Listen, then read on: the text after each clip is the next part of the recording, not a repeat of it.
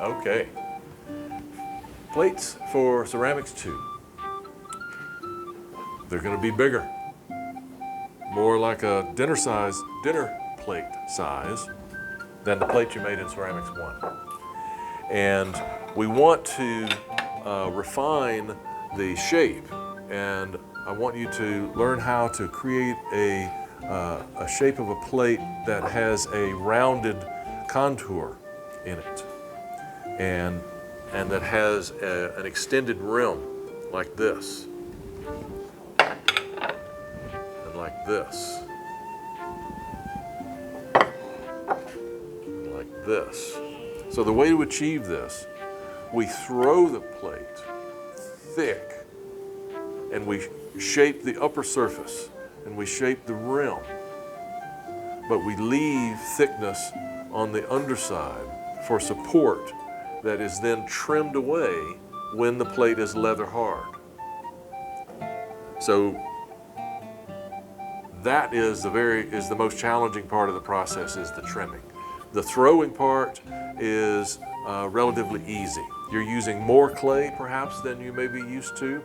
This took probably about 5 pounds of clay to start with to throw this, and ended up with about 3 pounds of clay in the finished plate.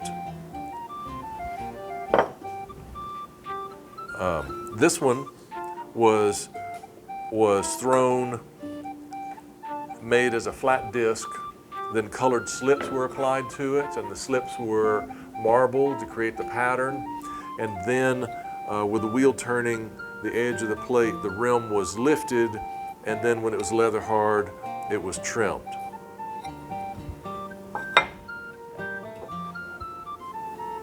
Same with this one.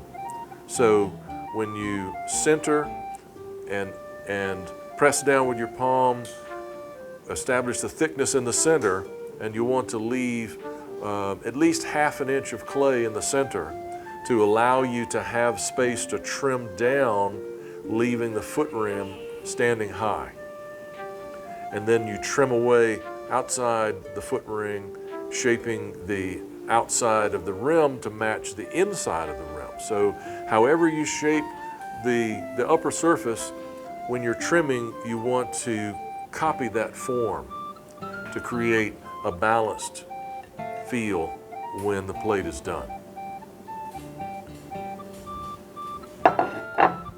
And here's an example of a plate thrown with the same technique you used in Ceramics 1. So it was centered, opened, thickness checked, and then flattened out, and then the rim pushed up with the thumb and shaped, and no excess clay was left for a foot ring. So this is what a large version of a Ceramics 1 plate looks like, and you can see the difference. We don't have much of a rim here, so we don't have to have the extra thickness for support like we have to have here. So if we tried to throw a plate with a wide extended rim like this, it would collapse without the support of extra thickness. So that's why we have to do it that way. You want to make sure that the plate is really, really firm, that when you rub the clay on the bottom, that it's not soft, that you want it to be really stiff before you try to trim it, because if you trim it when the plate is too soft, when you trim off all the excess and you pick it up, the plate is going to bend out of shape. It's not going to be round anymore.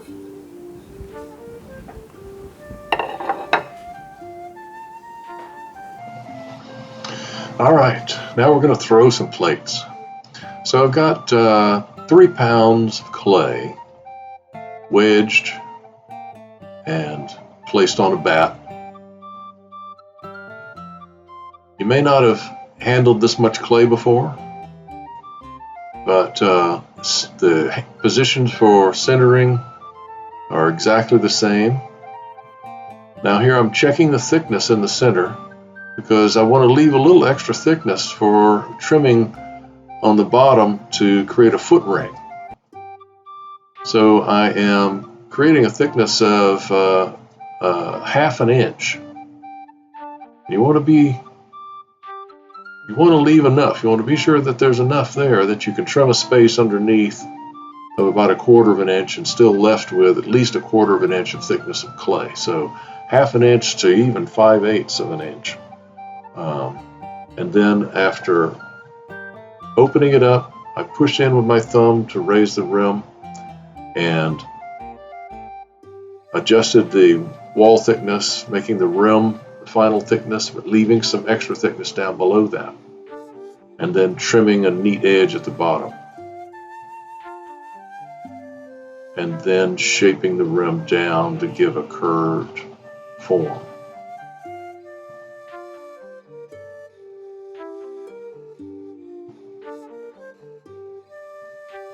Using the sponge to modify the curve and get it just the way I want. Take away all the water and slip.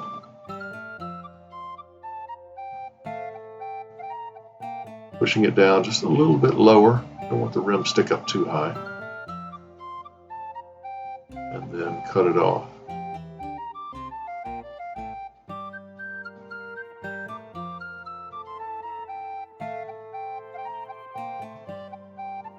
So we'll look at this from a different angle.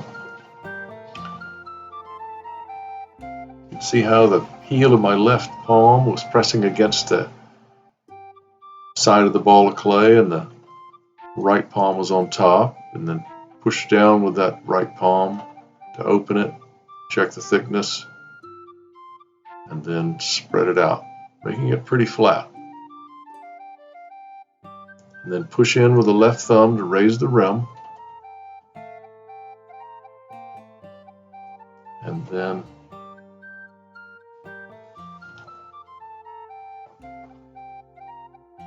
my thumb pushing in against my fingertip and coming up to thin it out. But I'm leaving some extra thickness in the base of that wall because when I flare it out, I need that extra thickness for support. Don't make it thin all the way down to the bottom, or when you flare the rim, you'll get a hump or a ridge where the clay wall goes from being supported by the base to being unsupported by enough clay.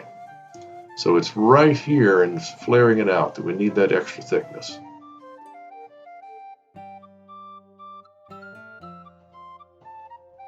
And the softer your clay is, the more thickness you're going to need to hold that shape up.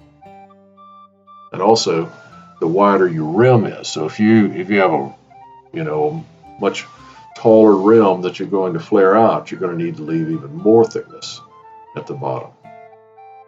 So remember, you can trim the diameter on the bottom. You don't have to shape the rim exactly because you're going to shape the bottom by trimming. So here we go from a third angle. See that left hand pushing forward and the right hand cupped over the top and pushing down to counter that. And then left hand is bracing the right hand as it pushes down in the middle, checking the thickness, good 1/2 inch thickness there. Check it again.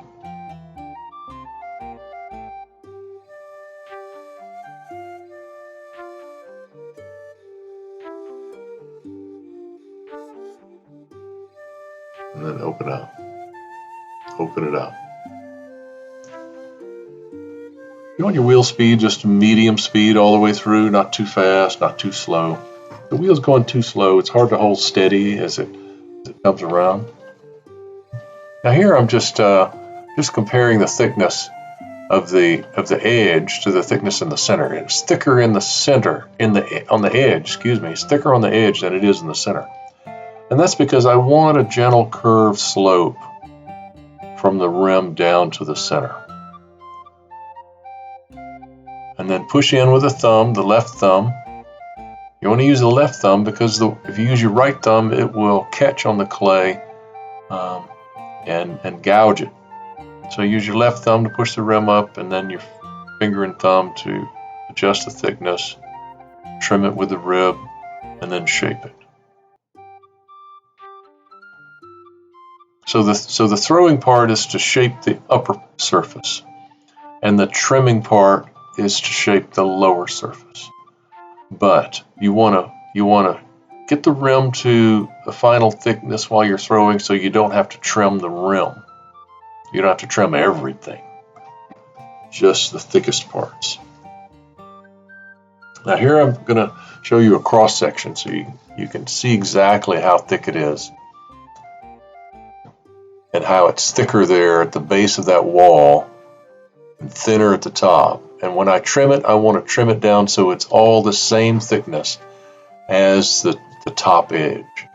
And I'm just drawing on this cutaway surface what the cross section might look like after trimming away all of that, and I end up with an evenly thin plate. Just kind of hacking it up, making a mess out of it here, but I hope you get the idea.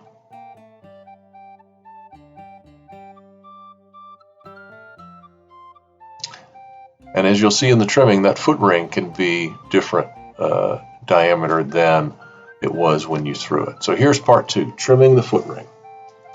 So the clay has dried to a stiff leather hard. It's very firm, but I'm still able to dent it with my fingernail on the bottom. I don't want the bottom to be too soft, and if I can smear the edge with my finger, then it's too soft. I want it to be really stiff. Not so dry though that it's chalky and brittle. So checking it with my thumbnail to see if I can dent it, and if I can, then it's ready to trim. So I'm looking at the upper surface and getting a mental picture of the shape. You can see a little bit closer as I'm examining the base, and as I rub my thumb over the edge, how stiff it is down there. People make the mistake of trimming it when it's too soft. You see, as I'm rubbing it, it's not smearing like soft clay does. And I can dent it with my nail. It's soft enough to do that easy. So it's stiff enough, but it's not too stiff. The rim is very firm.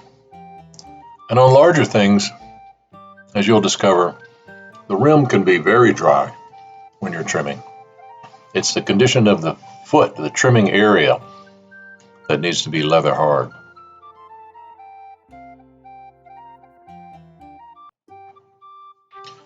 So you need to decide where the foot ring is going to be. And I look at the top and to see where the flat area transitions to the curve of the wall, and want to have the foot ring positioned under that point. I don't want to have it too wide or too narrow.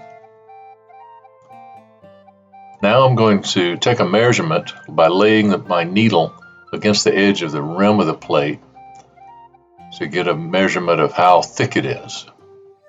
Then I'm going to mark that on a piece of clay there propped on the wheel.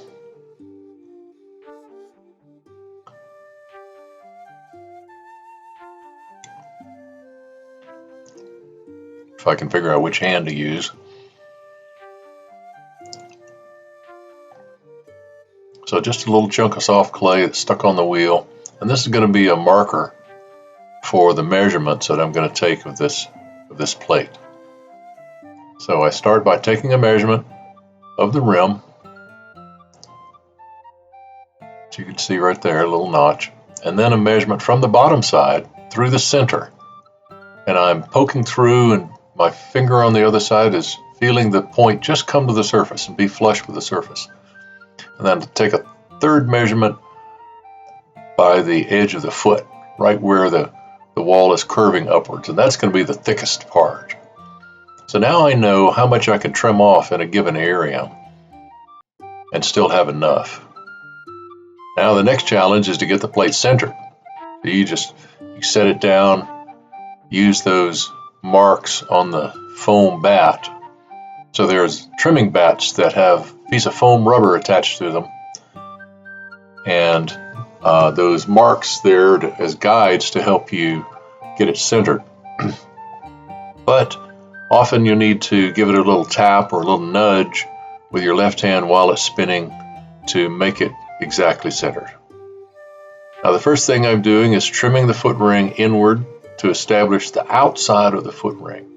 Trimming away the corner and trimming down and beginning to create the contour of the form. Remembering what the shape was like on the upper surface. That's what's determining the shape of that curve. And then I pick it up and feel of it. I look and feel to see how close I'm getting. And now I am trimming on the inside of the foot ring. So I make a notch that's going to give me a place to stop the tool as I trim out from the center toward the foot ring. If I don't have that first little groove that I cut there, when I'm moving outwards, often it's hard to stop the tool from moving, and I just cut the foot ring too thin or cut a notch through it. And then shaping the foot ring itself, want to get it so that it's no thicker than the rim of the plate, and rounding off the corners of the foot ring to make them more durable. And then feel of it. By tapping on it, I can tell by the vibration if it's thin or if it's still thick. And I can look and see that curve on the outside and see if it matches the curve on the inside.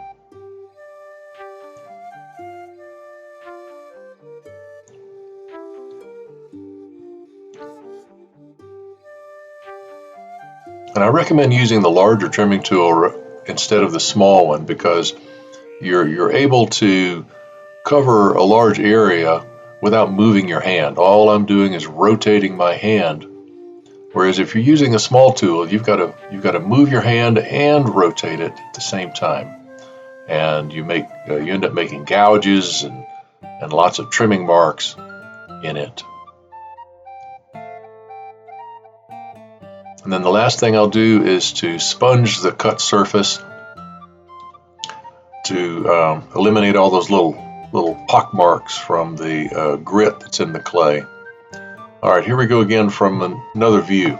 So beginning at the beginning and trimming the outside edge of the foot inward to establish the outside diameter of the foot ring.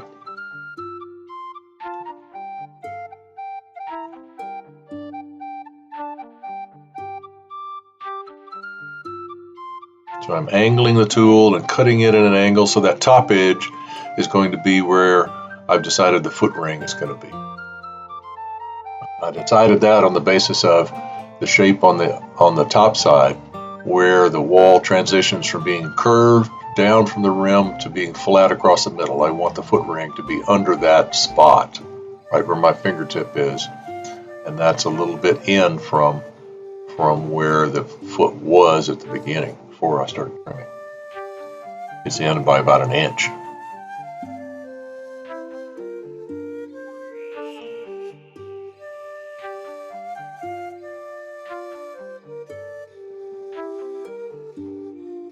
Trimming it in just a little bit more.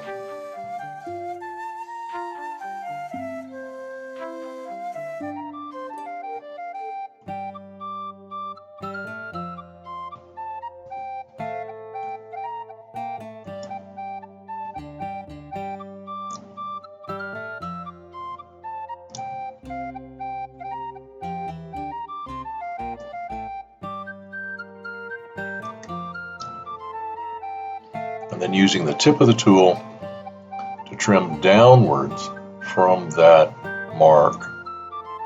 And I'm trimming through the zone of the plate that's the thickest part. So I know because of the measurement that I poked through this area that I can trim off quite a bit. If you don't take that measurement, then you're just guessing.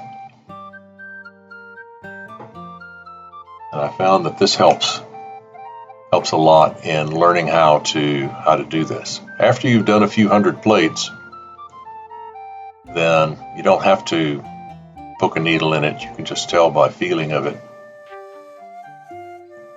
But at the beginning, it's a good thing to do.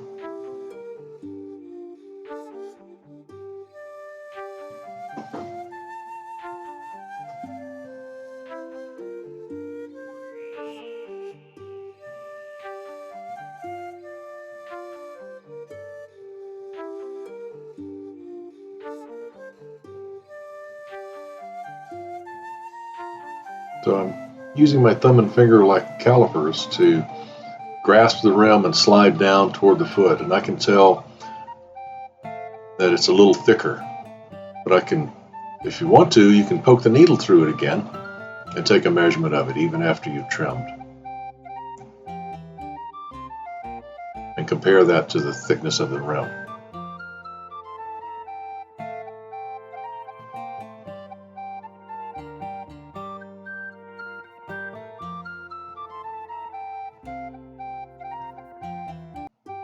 And then I make a mark with my fingernail for where the inside of the foot ring is going to be. And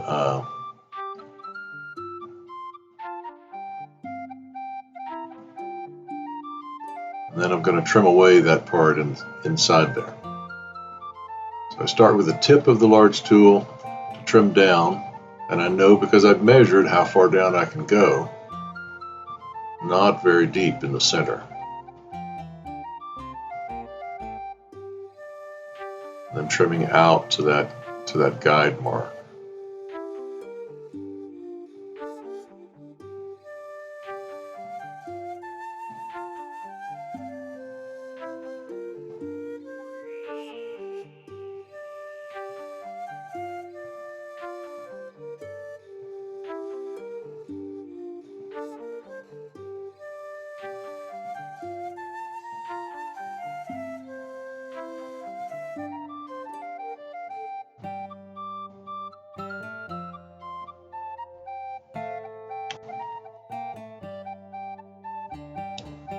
So I'm continuing to trim and trim and trim, a little at a time.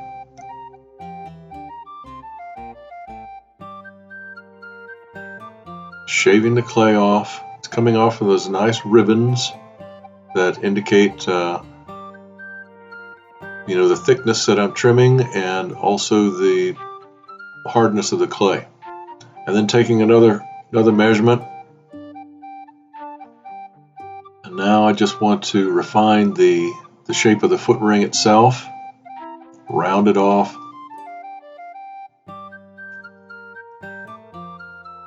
A squared foot ring edge is prone to chipping. The square corners will get chipped off as they get stacked on top of each other or banged around in the cabinet. So that's why rounding the edge is good practice.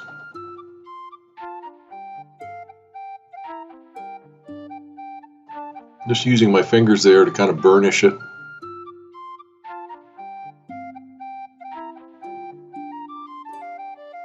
A little cleanup in the corner.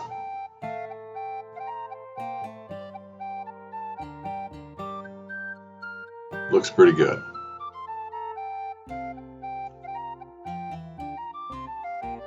Now this is about 3 pounds of clay. As I said at the beginning, if you wanted to make a dinner plate size plate, you'd need 4 to 5 pounds of clay for that. And you notice the surface with the little pock marks. Sponge over that with a wet sponge to smooth those over.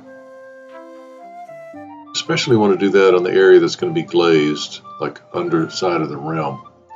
Because if you don't, sometimes those little pock marks will leave holes in the glaze where they've trapped air inside of them.